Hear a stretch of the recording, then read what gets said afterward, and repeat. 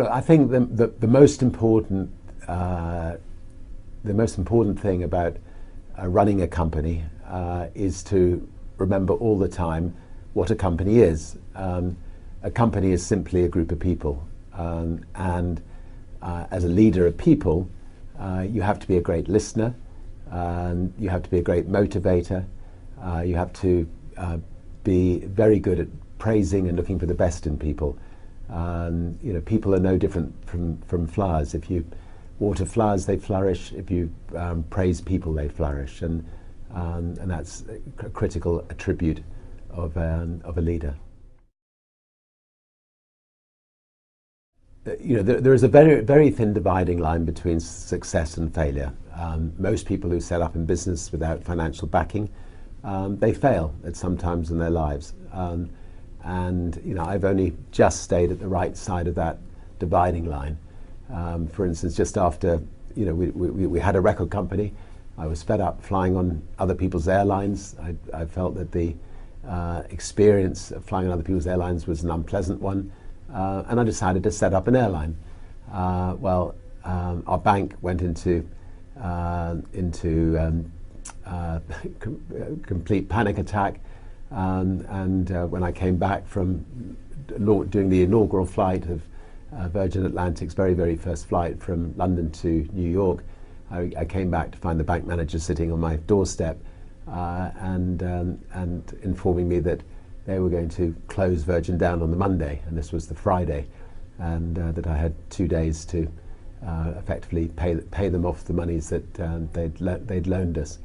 And I remember pushing the bank manager out of my house, telling him he wasn't welcome, which is a dangerous thing to do to your bank manager, and then spending the weekend ringing around the world to all of the distributors of our music, asking if they could give us a temporary loan to get us through the following week, which they were good enough to do.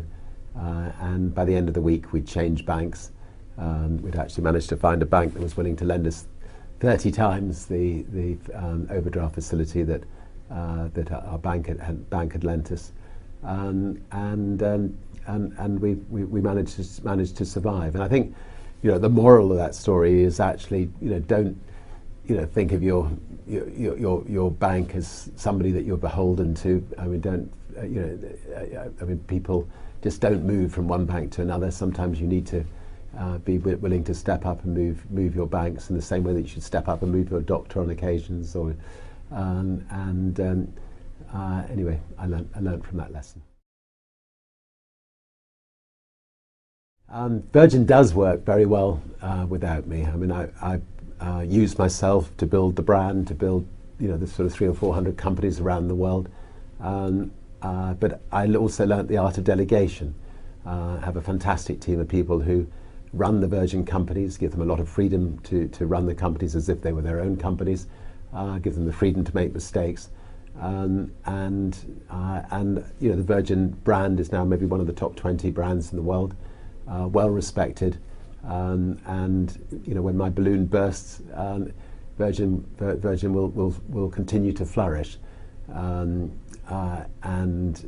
Maybe I had the icing on the cake on occasions. Maybe they'll have to spend a bit more money on marketing, but fortunately, Virgin is in a state where it can live on healthily without me.